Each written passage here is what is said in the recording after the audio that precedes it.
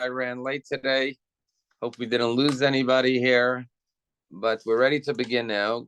Give me 1 second. Okay, so I hope everyone had a great Yom Kippur and is ready for the holiday of Sukkot, which is literally 4 days away as we transition from the holiday of Yom Kippur to Sukkot. Now, there's the old question that is, and by the way, there is no Torah portion for this week simply because we're going to read about Sukkot. So there is no, the next Torah portion coming up is Bezot HaBracha, which will be read on Simchat Torah. And next Shabbat will already be into Shabbat Parshat Bereshit, which is the first Torah portion. So the last one will be read on Simchat Torah, and the following one will be Shabbat Parshat Bereshit. Having said that, we're going to focus on Sukkot because obviously it starts Friday night, so we only have 4 days. Next Wednesday will already be on Chol HaMoed Sukkot. So what is the connection? You know, everyone knows that we have this series of holidays back to back. Rosh Hashanah, then 10 days later, Yom Kippur, and then 5 days later or 4 days later, we have Sukkot. And then we have another holiday called Shmini Atzeret. And wrapped into Shmini Atzeret, we have Simchat Torah. So, why do all these holidays come so quickly and all crammed within 1 month? Why aren't they spread out more? Why aren't they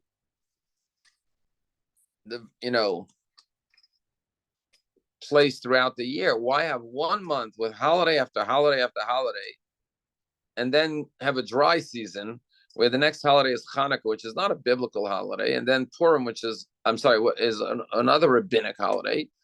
After we finish Shmini Atzeret, the next biblical holiday is, believe it or not, Passover, 6 months later, practically. So you have Rosh Hashanah, a biblical holiday, Yom Kippur, a biblical holiday, Sukkot, a biblical holiday, and Shmini Atzeret, a biblical holiday, and then Simchat Torah, which is a custom that's put into the holiday of Shmini Atzeret. Why have all these holidays from the Torah within 1 month, and then 6 months later another holiday? Why not have one per month for 5 months? And like this, our calendars could be freer. You know, there's that old joke about the Jewish religious guy who gets a job right before Rosh Hashanah in a company, and he says, oh, by the way, after his boss hires him, he said, I forgot to mention, I have a Jewish holiday coming up. He says, oh, okay, you could have the day off. He says, no, it's a 2-day holiday. Rosh Hashanah is 2 days. He said, okay, fine. I know you start next week, but you could take off 2 days. By the way, I have another holiday coming up after that. Really, what? Yom Kippur. So you need off for that holiday too? Yeah. Okay, so you'll take off Yom Kippur. Oh, but then 5 days later, there's this other holiday called Sukkot. Really, how many days is that? 2 days. So you need another 2 days? Yeah, okay. But then there's the end of the holiday called Shmini Atzeret and Simcha. Another, like all these days off with it. Now, it just happens to be that this year, most of the holidays, as you know, are Shabbat and Sunday. Last weekend was Rosh Hashanah. This weekend will be the first days of Sukkot. Next weekend will be the last days. So it actually works out very well because you don't have to take off. You're off on Saturday and Sunday anyways. But if these were Mondays and Tuesdays, as they often on, you're taking off like 7 days. A religious Jew has to take off 7 days of work within 30 days. That's a lot to ask for. And so the point is, why all these holidays together? And there are many explanations. Separate holidays, but there are 4 separate holidays, but they're all connected. I'm just going to share with you the one I love the most. And I mentioned this briefly before the Ne'ilah last night. So if you were around at Ne'ilah at Palm Beach Synagogue, you may have heard this before, but I'm going to take it one step further. And this will really explain the big picture. If you zoom out and look at this whole month, you'll understand it now. And really the month began in the month of Elul. You know, Sephardic Jews start saying Slichot from the first day of Elul. Now, Ashkenazic Jews don't say Slichot till the Saturday night before Rosh Hashanah, okay? but we do blow the shofar throughout the month of Elul. So this whole holiday season really began 60 days ago, practically. Now, it's not 60 days from now, it's 40 days from now. But at the end of the holiday, it's going to be almost a 60-day process from the first day of Elul till Simchat Torah, which is like the 22nd day of Tishrei. It's like 52 days of holiday mode. So what is going on with this holiday mode, and how are all these events connected to one another? How are all these holidays connected to one another? So I'm going to share with you something very beautiful, and if you haven't heard it, it's going to change everything. And it goes like this.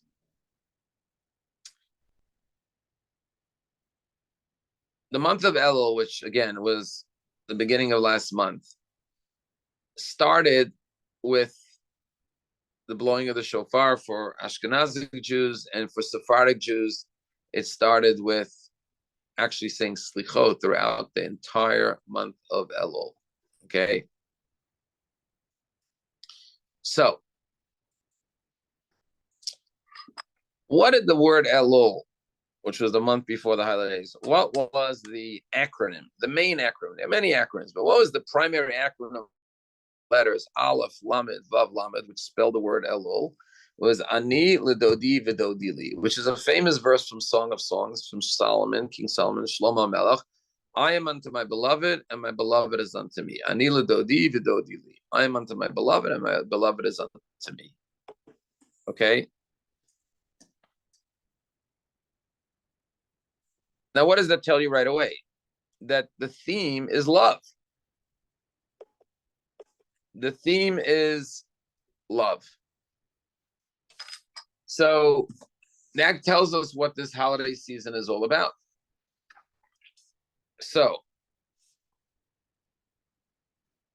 what is the message or the theme of all of these holidays? It's about love.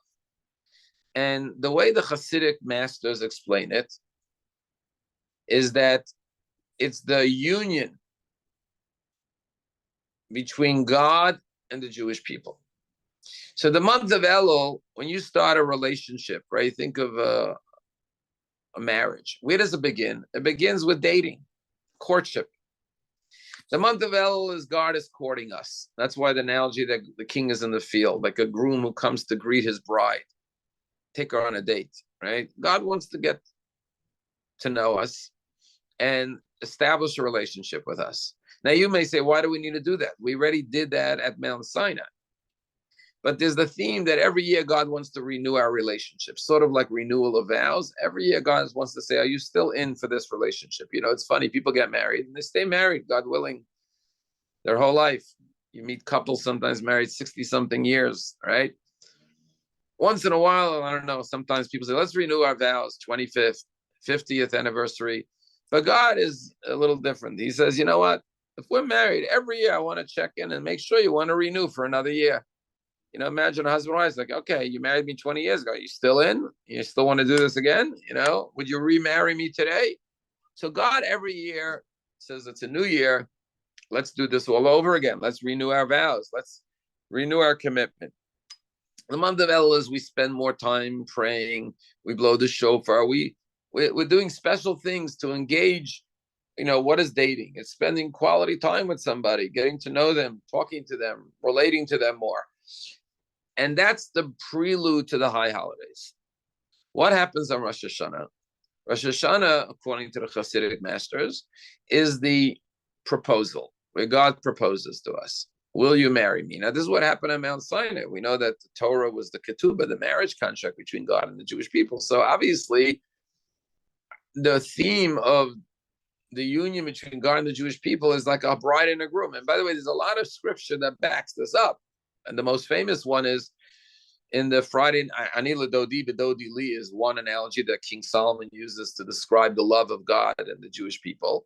I am unto my beloved, and my beloved is unto me. But if you know the Friday night Kabbalat Shabbat, in one of the phrases that we sing in the L'Chadodi, we say, Yasis alayich Elokayich kimsot chatan al kala, which literally means, may God rejoice over you like a groom rejoices over his bride. So many of the verses in the Torah and in the scripture talk about, yesterday we were in Shul on Yom Kippur, and we talked about different relationships. We say, we are your children, you are our father, you are a shepherd, we are your flock, we are your nation, you are our God. And one of the things we say, Anu Rayasecha Va'ata Dodenu, we are your bride and you are our beloved. So we talk about the relationship between a bride and a groom when describing God and the Jewish people. That is very known to us.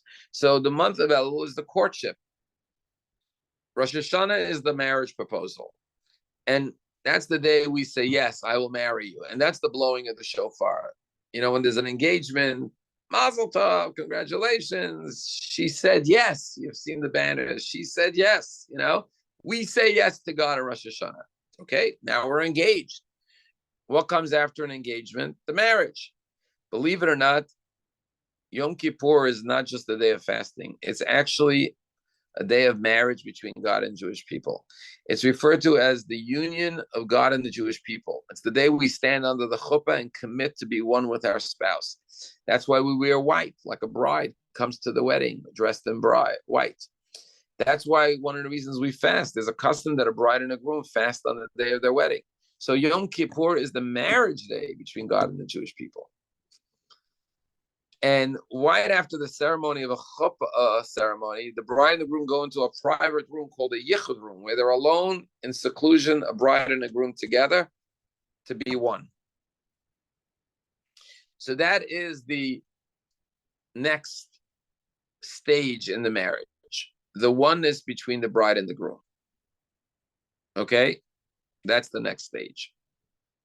And that's why the final service is Ne'ilah, where the gates are closing, which the Hasidic masters say, not that the gates are closing and we're outside of the gates, but we're in the gate with God alone in the private secluded room, which is known as the Yichud room.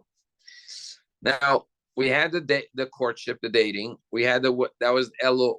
We had the marriage proposal, which was Rosh Hashanah with the shofar. We have the wedding, which is Yom Kippur. Following the wedding ceremony, we have the yichud room, going into the secluded room with the bride and the groom. As we know, at the end of a wedding ceremony, they go spend time alone in a room. That's the Ne'ilah service, the one service. Now that there's a wedding, what's the next step? The next step is the reception, a big party to celebrate the marriage, the wedding dinner, the wedding party with the music and the celebration. And where are we going now? To that wedding celebration. We already dated, we already proposed, God proposed, we already got married. We already went into the yichud room. And when the bride and the groom come out of the yichud room, the oneness room, which is the Ne'ilah room, so to speak, being one with God, where do they go? They go into the wedding hall, and that's when the party starts. And that's what we're doing now. We're going to the party to celebrate the union. And that's why, what is the holiday of Sukkot called? Every holiday has a tagline or a theme. This is the holiday that throughout the praise we're going to refer to as Zman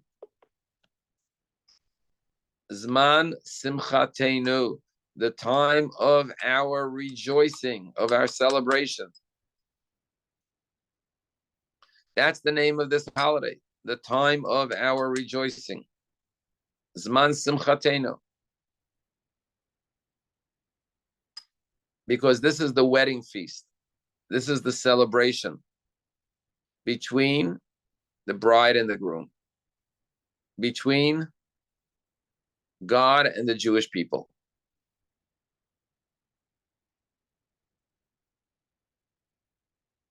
And that's why we now come to the most joyous holiday on the Jewish calendar, which is Sukkot. You know, on all of the major festivals, which is Passover, Shavuot, and Sukkot, there's a commandment. V'samachta b'chagecha. You shall rejoice on your holidays. These are the three major holidays for rejoicing, for happiness, for celebration. However, within the three major festivals of the commandment to rejoice, specifically this holiday is known as the time, the season of happiness, because it's this wedding ceremony, celebration. If I ask you, what's the happiest event of the year? A bar mitzvah is very happy, and a bat mitzvah is very happy, and birthday parties are very happy, and anniversaries are happy. Lots of happy parties. But there's no joy like the joy of a wedding. Something about a wedding, a marriage is the happiest occasion of all. And that's why we have many happy occasions on the Jewish calendar, but none as happy as Sukkot. What explains it? It's because it's the marriage wedding ceremony between God and the Jewish people. And that's what the holiday of Sukkot is. But the analogy goes one step further. There's one last holiday. Sukkot is a 7-day holiday, not an 8-day holiday. Then the Torah says there's one last holiday to the season, and that's Shmini Atzeret, the 8th day of Atzeret, of the holiday.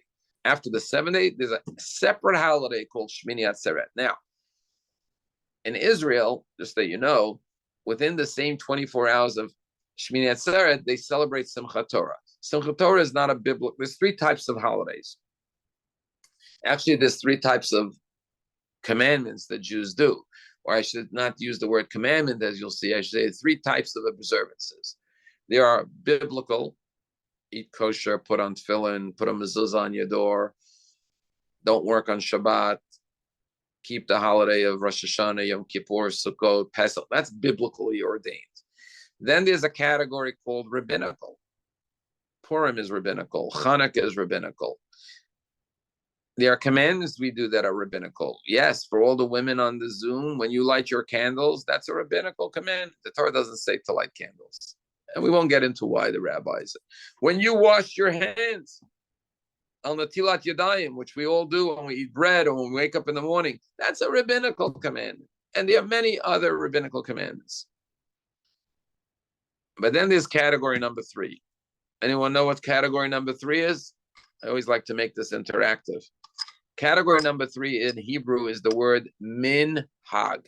What does minhag mean? Custom. Minhag is custom. So here I am wearing a kippah. You can see it. It doesn't say in the Torah you have to wear a kippah.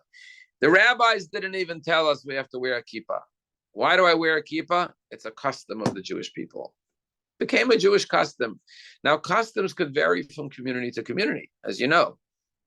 Ashkenazim have a custom not to eat rice on Pesach. Again, I can't get into that now because that's a separate discussion, maybe for Passover. But we all know we don't eat rice, Ashkenazim, on Pesach. But Sephardic Jews do, because they never took that custom on, right?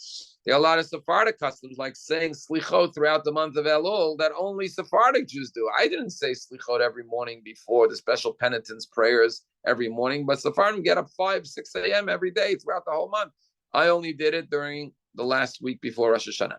There are different customs in different communities. But here's the point. Our rabbis tell us that the rabbinic laws are more beloved than the biblical laws. And the rabbis tell us, Minhag Yisrael Torahi. A custom of Jews is like Torah. So we don't take the attitude, that's only rabbinic. I don't have to wash my hands. It's only rabbinic. God forbid. Chavivim divrei sofer. More beloved is rabbinic than biblical. And customs, Minhag Yisrael, the custom of Jews is like the Torah itself. So what am I implying this to? Simchat Torah is not a biblical holiday like Shmini Atzeret or like Sukkot or like Passover or like Shavuot or like Rosh Hashanah and Kippur. It's not even a rabbinic holiday like Hanukkah or Purim. You know what Simchat Torah is? It's a custom of Jews. Jews made a minhag. You know what? Let's finish the Torah and start anew every year. What should be the siyum, the conclusion of the Torah celebration? Let's pair it with Shmini Atzeret. Now in Israel, Shmini Atzeret is 1 day. But in the diaspora, it's 2 days. That's another whole discussion, which maybe you've learned in this class in the past, why certain holidays, except Rosh Hashanah, is in Israel as well. But all the other major biblical holidays, 1 day in Israel, 2 days in the diaspora. So since we have 2 days, we have 1 day for Shmini Atzeret and a separate day for... But in Israel, it's one and the same. Originally, it was one and the same holiday. So we put the custom to finish and start the Torah on Shmini Atzeret. So what is Shmini Atzeret? Shmini Atzeret says, the word Atzeret means stop. When you drive in Israel and you see a stop sign, it says Atzor. Atzor means stop. What is the meaning of this holiday? Shmini, the 8th day, Atzor. So listen to the way the rabbis put it, and then we'll take it back to the wedding. And then I want to explain to you something about why is rabbinic law is more beloved than biblical, and custom is the happiest of all, like we see with Simchat Torah is the happiest holiday. Here's the beautiful, beautiful analogy of the rabbis. The rabbis say as follows. When you have a wedding, here's the analogy of the rabbis. The rabbis say there was once a king who threw a party for all of his countrymen, and the party lasted 7 days. But after the party was over, all the guests started to leave. And the king said to his children, my beloved children, the party is over, but it's hard to say goodbye. It's hard to part ways. I want you to stay a little bit longer. Stay one more day so just you and I can have some exclusive quality time together. Same thing, the holiday of Sukkot in the temple, they brought sacrifices for all the 70 nations. But now when the 70 nation holiday is over of Sukkot, God says, stay with me one more day, Jewish people. My love for you is so great. I can't say goodbye just yet. I need another day to spend time with you. And that's why Shmini Atzeret is the only biblical holiday that has no commandments. It's the only biblical holiday that has no commandments. In other words, Sukkot, you have to build a sukkah, shake the lulav and esrog. Rosh Hashanah, you have to blow the shofar. Yom Kippur, you have to fast. Every holiday has commandments. Shavuos is actually one other that doesn't have commandments. But Shmini Atzeret is called the holiday of waiting, staying. Why? Because when you're spending quality time with someone you love, you don't have to go anywhere. You don't have to do anything. You just want to be with them. God says, I want to be with you. So when you ever go to a wedding that you're very, very close to the people. So when you go to a wedding, you show up and then you leave when you're ready to leave. Some people leave a little early, a little later. But if you ever been to a wedding of your child or maybe your sibling's wedding, or someone that you're very, very close to, this is what happens. The wedding ends, the music stops playing at, let's say, midnight. If it's a Jewish wedding, they do the Birkat HaMazon, the Sheva Brachot, and all the guests leave. And when you look in the hall at 12:30 or 1 a.m., the 200 or 300 guests are gone. But you know who's sitting at one table in the middle of the hall? The immediate family members. They stay on because during the weddings, hundreds of guests, and there's so much to do and people to talk to. But then they just sit around the table and they talk to each other about how beautiful the wedding was and everything. And it's just catch our breath and talk to each other. And that's what Shmini says. God says, spend one more day. Meaning, we spend all this time together. We had Elul and Rosh Hashanah and Yom Kippur. You made Shuvah, and we had Shabbat Shuvah in the middle. And then we had Yom Kippur, and then Sukkot, and then Shmini Atzeret, and then Simchas Torah. And God says, this last day, just stay Shmini Atzeret. Let's just spend time together.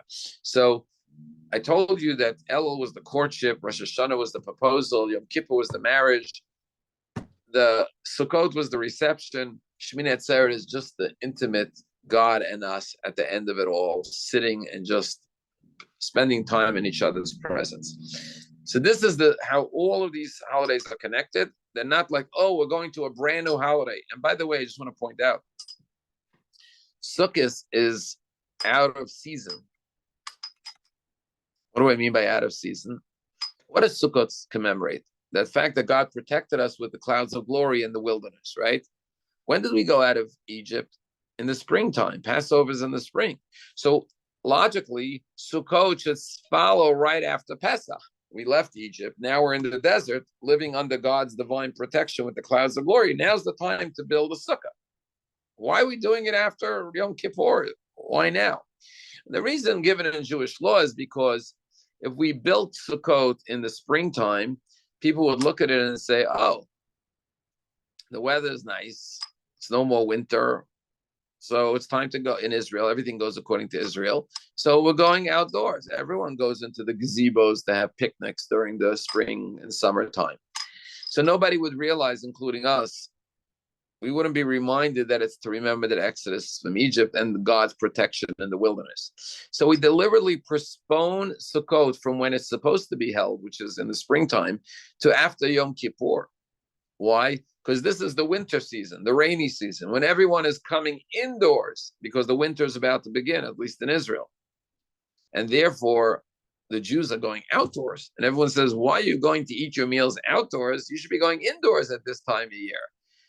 And we say, oh, this has nothing to do with the weather. This has to do with acknowledgement that God protect us with clouds of glory. So whether you're sitting in the sukkah in the winter time in New York or somewhere else, or you're sitting in the winter in the heat of the humid weather in Florida, you're like, why am I outdoors? It's not December or January where it's nice to eat outdoors. I'm outside not because of the weather. I'm outside because of a commandment that I'm here to observe, to remember God's protection in the desert. So as you see, Sukkot really doesn't belong at this time of the year. So the legal reason is what I discussed in Jewish law, but the spiritual reason is because this is the wedding reception, the big party that follows the marriage. And Shmini Atzeret is the exclusive time with God.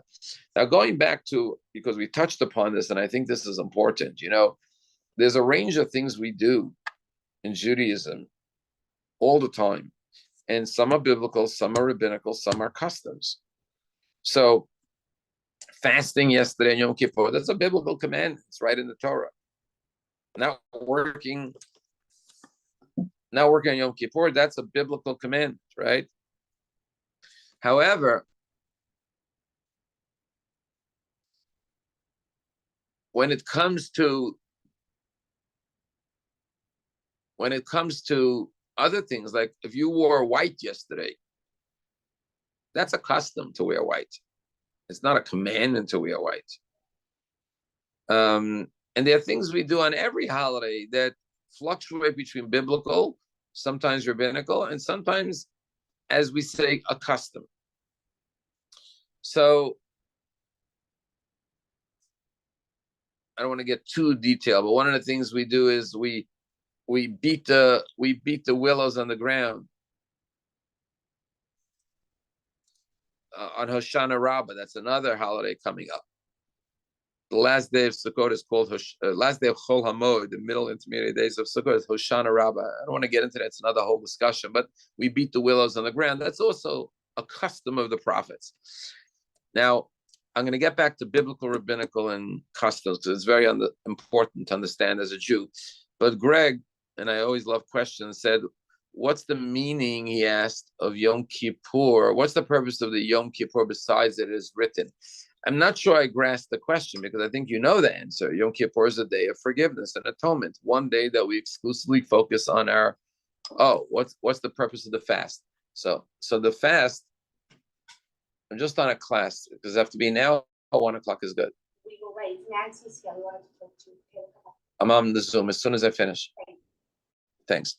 So this is very important. It's very important because a question. The fast is whenever we are atoning for our sins. We don't just fast on Yom Kippur. We fast to it. There's a couple of ways to look at it, Greg, and everybody. One is that this is what the Tanya says. In the olden days, as an atonement, you brought a sacrifice. Tell me if you like this answer. I think it's very interesting. You brought a sacrifice. You brought an animal and offered it to God. Today, we don't bring animal sacrifices, right? But one of the ways to sacrifice is sacrifice some of your own flesh.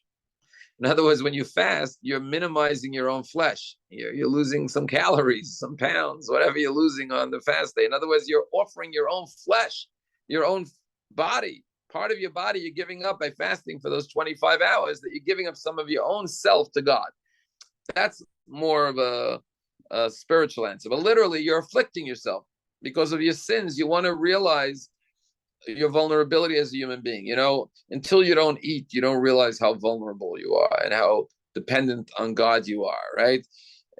When you don't eat, you realize I'm so frail. I'm just a human being. Without food, after one day, I'm already, thank God I have food, but without food to sustain me constantly that God provides, I wouldn't even be able to live. Like, you realize your dependence and you try to be like an angel. Angels don't eat and drink, so we try to be like our angelic self. So these are some of the reasons why we fast on different levels of understanding it. But we always find that contrition and atonement comes with a sacrifice. And the sacrifice is that I won't eat for 25 hours.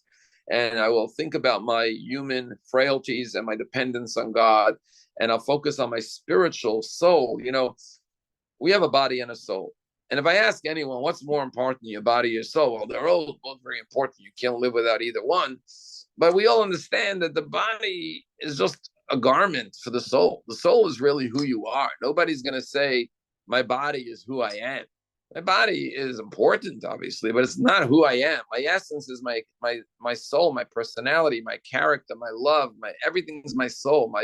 It's like, what's more important, the light bulb or the electricity coming through the light bulb? Well, without the light bulb, you can't get the electricity in the room, granted.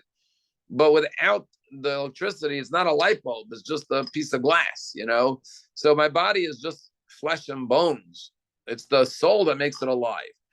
So even though your soul is most important, if most people ask themselves, how much time a day do you tend to your bodily needs and how many hours a day do you spend on your spiritual needs? I don't, even if you go to shul 3 times a day and you study Torah, so you have a couple of hours of prayer and Torah study every day and mitzvot, most of your time you're earning a living, you're eating, you're sleeping, you're doing physical things, you're grooming yourself, all the physical, you're entertaining yourself, pleasure, or whatever it is, right? So you don't get one day, look, I can't live like an angel every day, but at least one day, yeah, I'm going to just exclusively devote myself to my spiritual, but I'm just going to listen to my soul for one day. I'm going to pray. And I'm sure you felt it, especially after 24 hours of fasting and praying. You're like in a different zone. Like the realities of the world are like distant and faded and detached. You really get into that zone where you feel God, you feel your soul, you feel Judaism, you feel your connection to your past, to your heritage. Like it becomes so much more palpable and real. Like I almost didn't want to end Yom Kippur because it's like I don't want to leave this beautiful cocoon of spirituality that you could feel. I got to go eat. I know that, but it's just hard to say goodbye to Yom Kippur because it's such a special feeling, especially after 24, 25 hours of prayer and Torah study and everything else. So I hope that answered your question, Greg. If you have a follow-up question, let me just see someone put another comment in. Okay, besides the fast? Yeah. Okay. So going back to biblical, rabbinical, and custom, I think this is very important. Thank you, Greg. And I'm going to give you a simple analogy. So you have a husband and wife, and we're going to describe it in terms of 3 different marriages, okay? One marriage is a husband and wife, happily married. Anytime he asks her to do something, she says, of course, yes. And anytime she asks him to do anything, absolutely, sure. I'm happy to do it for you. How would you evaluate that marriage? Good marriage, bad marriage, great marriage? What would you say? Anyone want to type in the word? So make sure everyone's listening. Is that a good marriage, a bad marriage, or a great marriage? So I would say it's a good marriage. I mean, if only all marriages were that good, right? Anytime he asks for something, the answer is yes. Anytime she asks for something, the answer is yes. That's a good marriage. But it's not a great marriage, and it's not the greatest marriage. Why? Because implied in that is that they have to ask for it. In other words, if you ask your spouse for something, they say no. If they say no because they can't do it because I can't afford it, or I don't have I have to be at work tomorrow, I can't come help you do this because I have a job. But if they ask me to help you something that I can do and I say no, that's a bad marriage. I mean, there's not even a marriage. Like you're not helping each other. You're not kind to each other. You're not doing what you're asked from each other. But if you do it, that's great. It's a good start. And like I said, halavai, all marriages should be good at any time a husband and wife ask each other something that they can do, they're happy to do it. But that's like God saying, my beloved bride, Jewish nation, I would like you to celebrate Sukkot. Build a sukkah and shake the 4 species. Sure, God, we're happy to do that. Let's start building a sukkah. Let's shake the 4 species. If we were to say no to God, I can't be bothered. I got other things to do. I'm not building a sukkah. That's not even a good relationship because your beloved asks you to do something, you're saying no. The same thing with God. If we ask something of God, he should grant it to us because we're his beloved. But the next level of a marriage is even a higher marriage where you don't have to spell it out. You see what I'm saying? They get the message. So for example, husband and wife, I don't know, they go to a dinner party. So one husband says to his wife, or the wife says, husband, honey, I'm really tired. I would like to go home now. Now, if the husband says, well, I'm having a good time, I don't want to go. That's not a good spouse, right? Your wife's tired. She wants to go home. Okay, say goodbye and go home early. She's tired. The husband said, well, I'm enjoying the party. I don't want to go home. Well, that's not really a caring, loving husband. But what happens if the wife doesn't say to the husband, I want to go home? She just says, I'm really tired. Had such a long day at work today, and I have to get up early tomorrow. I have to be at work at, 7 o'clock. I have to get up at 6 a.m. She didn't ask to leave the party early. I don't know why I got into this analogy of leaving the party, but you could apply it to anything. He just heard his wife say, I had a long day at work and I have to get up early. And he says, aha, I bet she wants to go home early because she's tired. Honey, how about we go home now? She never asked him to go home. But he read between the lines and he responded to the unwritten or unarticulated request. And that's rabbinic. Rabbinic is God didn't ask us to celebrate Purim because of the miracle of the defeat of Haman and Mordechai and the Jews being saved. God didn't ask us to celebrate Hanukkah because of the miracle of the victory of the Maccabees. But we said, hey, if God asked us to celebrate the Exodus from Egypt because he saved us, surely he would also want us to celebrate these miracles. So we initiated a holiday by reading between the lines. And there are many, many examples of this where God told us to celebrate Shabbat and make it a day of peace and tranquility. He didn't ask us to light Shabbat candles, but surely he would want us to be a day. In those days, they didn't have electricity. So without electricity, you sat in the dark. Let's have light so we can enjoy the meal and have a peaceful Shabbat and nobody's bumping into each other and getting agitated, stubbing their toe or whatever. Okay, so we figured it out on our own. Based on what God told us, we concluded and deduced he would want this. That's rabbinic. So now I ask you, who has the better marriage? The one who only asks, does what they're asked to do, or those who even read between the lines? Clearly, the couple that knows how to read is a much better marriage. Well, biblical commandment is, I do what the Torah asked me, black and white. Rabbinic is, I want to please my spouse, and I want to do even what they didn't ask me to do, but I could tell from what they did ask me that they would also want this to be done. And now we come to the customs. Custom is the ultimate relationship. Why? Because with the husband and wife at the dinner party, when she said, I'm exhausted, I worked so hard today, and he figures out, oh, she must probably want to get to bed early, let me go home. Custom is, even she didn't think of it.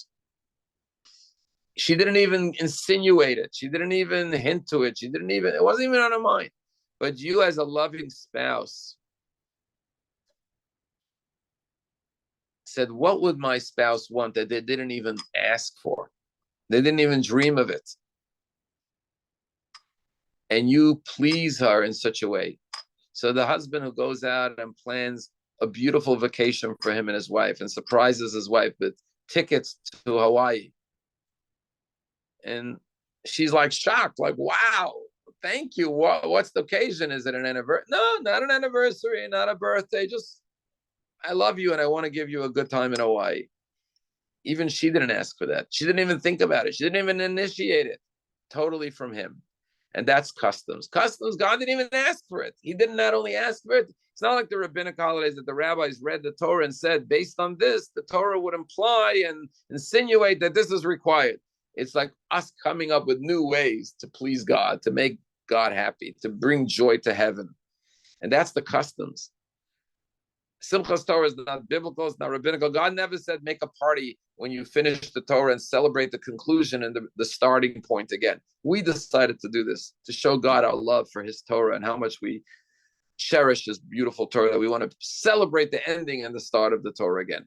And in that perspective, just like the couple where the husband, I always gave analogies of husbands, to be a wife who says, what could I do to really make my husband happy?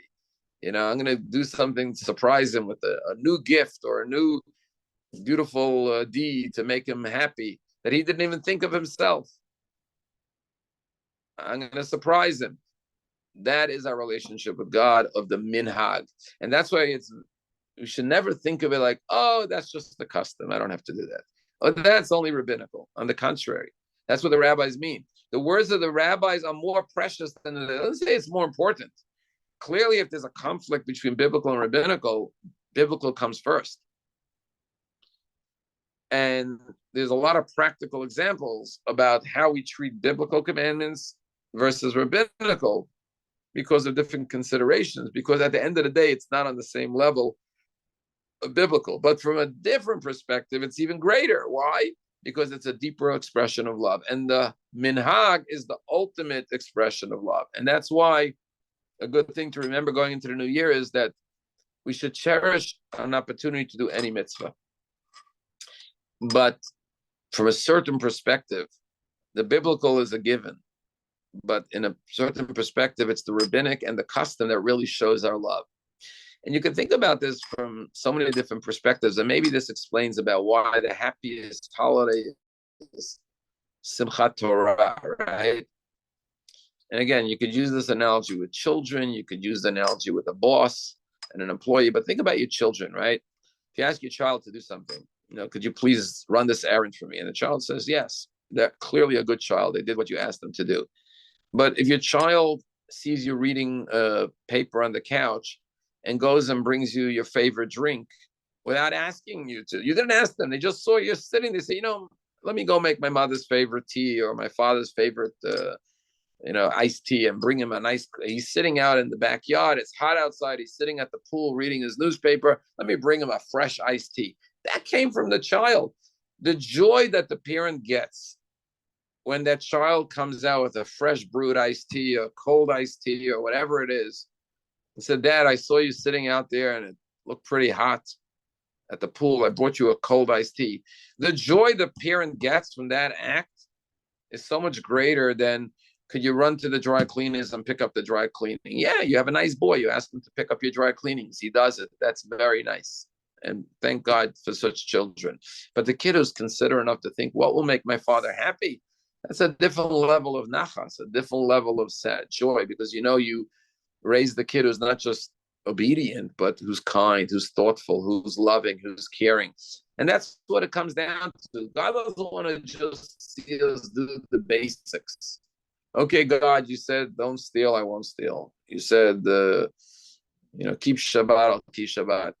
Because you may not be doing it with joy. The kid who runs to Aaron may be doing it like, okay, I have no choice. My mother told me to do it. Again, there's an old joke how in Judaism there's many hands. On the one hand this, on the one hand that, on the other hand that. For everything I'm telling you, I could show you the other hand. So, for example, there's a discussion in the Talmud. What's greater? A person who's commanded to do something and does it, or a person who's not commanded?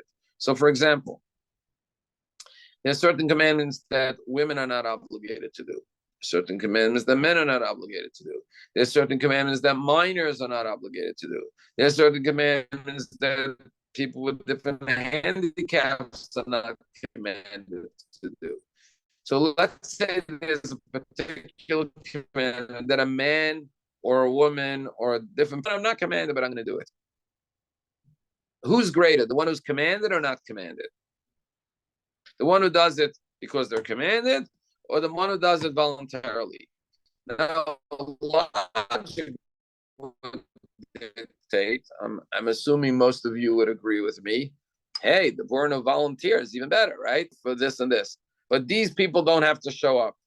Only these employees. And one of the non-instructed employees shows up and say, why are you here? I told you guys don't have to come. You know what? I know I don't have to, but I want to help out. I want to volunteer. Like, whoa, you didn't have to come and you chose to come. You volunteered to come, even better. So you would think the person who's not commanded and does it anyways would be in a higher position. And there was a great rabbi in the Talmud, his name was Rabbi Meir, who was blind.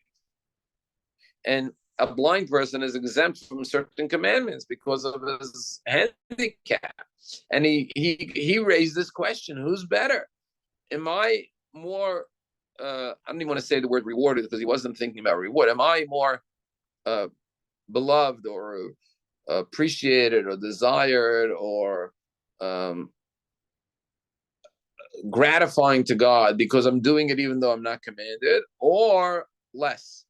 So the intuitive answer would be, well, the volunteer is clearly on a higher level.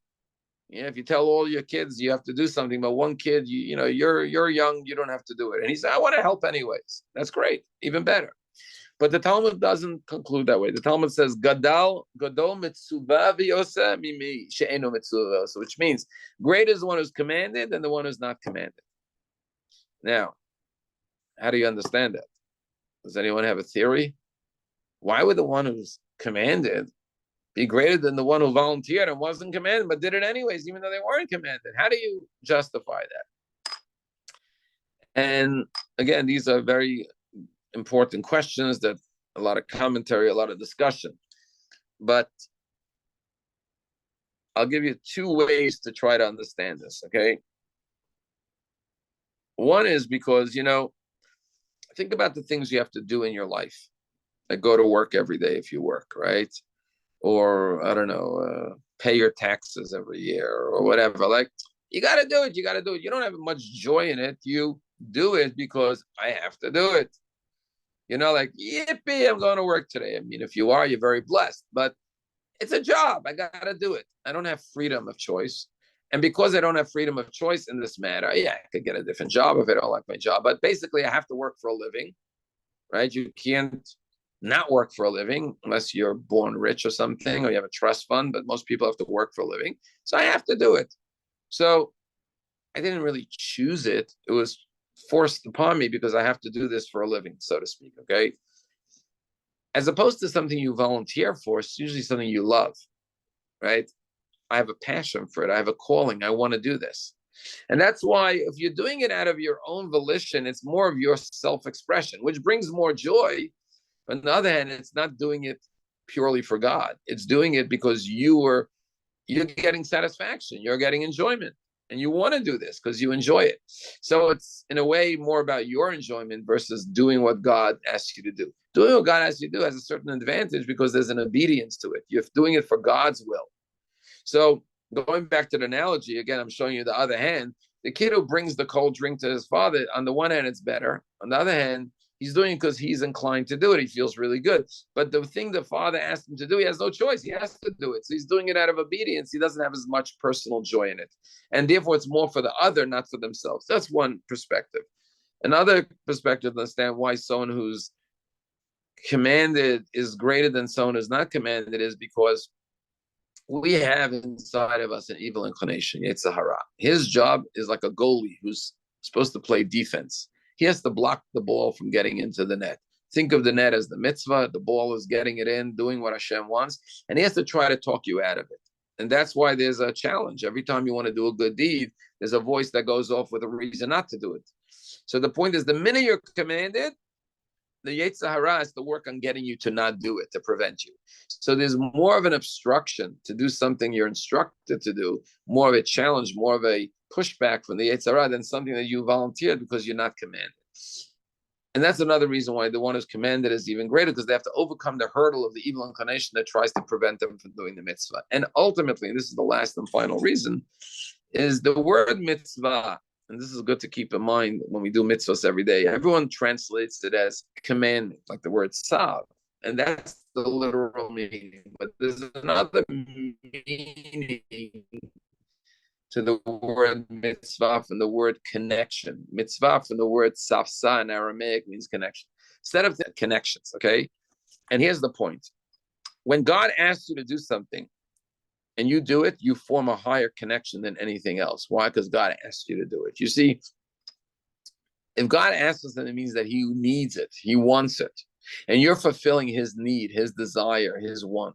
And ultimately, that's the greatest. So, for example, again, I keep on going back and forth with these simple analogies. But if I'm sitting out there on a hot, sunny day, and I'm really thirsty and humid, and I say to my son or to my wife, could you get me a cold drink of lemonade with ice cubes? And I'm like, can't wait to drink that cold lemonade or iced tea. And she says, sure, and goes into the kitchen and makes me a big, fresh, freezing cold cup of juice with ice cubes, just the way I love it. And it's so refreshing. I've been craving that drink for the past 20 minutes in the hot sun, and I just love it. I appreciate it so much. From one perspective, it's something I wanted and needed and expressed the desire for. As opposed to I'm sitting out there, I'm not even thirsty. I'm not thinking about the drink. And my son comes out with a cold drink. Thank you. That's so sweet. I put it down on the side of my chair and I don't drink it for the next 25 minutes, right? On the one hand, it's so nice that he thought of me and it brings me joy about that, right? But on the other hand, so fulfilling a lacking, going to any of the analogies, the wife says to the husband, I'm so tired. Can we please go home now? And the husband says, sure, we'll leave right now. You just gave me what I so desperately desired, to get home and get to bed. So if Hashem expressed certain things, those are the things he needs to be happy, so to speak, to be fulfilled. And that's another whole question. What does God lack? Or what does God need? That's another whole philosophical question. But if God asked it for us, that we're assuming God needs that from us. This is what he's waiting for. And therefore, when we do that mitzvah, whether it's eating in the Sukkot or shaking of an esrog or fasting yesterday or whatever it may be, we are directly fulfilling God's need. So, for example, one last example, and then we'll end the class. You get a call tomorrow from whoever is very important to you. President Joe Biden calls you directly from the White House. He says, listen, Amy, Scott, Greg, I hear you, I don't know, you have this special talent, gift, ability, I don't know. I need you to help me with something. Can you do this for me? You're like, whoa. I could do something for the president. I could do something for, I don't know, Bill Gates. Warren Buffett calls you. Listen, I need you to do this for me. Warren Buffett, sure, I'm happy to do that for you, right? You're very excited, right? Because now you're able to do something for Warren Buffett. You're able to do something for Joe Biden. You're able to do something for whoever is your biggest hero in the world, okay? Normally, you have no relationship with this guy. Well, what could you give Warren Buffett? He's worth $50 billion. What does he need from me? But suddenly he needs something from you. Whatever it is, for some reason, he needs something from you. Wow. Now you have a relationship with him. Now, it doesn't only have to be a rich person. It could be the greatest. I don't know, if Albert Einstein was alive and he called you and said, listen, I need you to do this for me. Do me this favor. I could do something for Albert Einstein. It's unbelievable. I mean, me and Albert Einstein, we have no connection. But now we have a connection, because he opened the door for that relationship by asking something of me. But let's say I decide, I really want to have a relationship with Joe Biden. Or I want to have a relationship with Warren Buffett. So I start sending him flowers. I start sending him birthday presents on his birthday. I don't know if he even gets it. I don't know if he appreciates it. I don't know if it ends up in the garbage can. It's very nice that I want to have a relationship with the president of the United States, but it doesn't mean he has time for a relationship with me. He has 300 million citizens to think about. But if he calls me and says, I need a favor, there's this person on your block who's my second cousin, and he hasn't answered my calls. Could you go knock on his door and see if he's okay? Whoa, now the president needs me. Now I have a relationship with him. I go knock on the door of the neighbor. Oh, your Uncle Joe called. He wants to know if you're okay. I called back the president. She's okay. She was overslept. Everything's fine. Now he's very grateful. Thank you so much. You helped me out, right? That's the point. The point is, how could we have a relationship with God? God is infinite. We're just finite human beings. And God has 8 billion human beings. How can we have a relationship with him? And the answer is because he asked us to have a relationship with him. He gave us that commandment. So the one who's fulfilling a direct requirement, need, request of God is getting that saftzah, that connection with God that otherwise could not be established. So I wish everyone a Chag Sameach. We'll be having holiday meals and prayers and all of an esrog and all the celebrations here at Palm Beach Synagogue. And if you're anywhere else, go to your local synagogue, celebrate, rejoice. This is the holiday of celebration. Think of it as a big wedding feast that lasts 7 days. And then we, on top of that, have Shmini Atzeret, Simchat Torah, maybe a beautiful Chag Sameach to each and every one of us. Thank you so much for joining. All the best.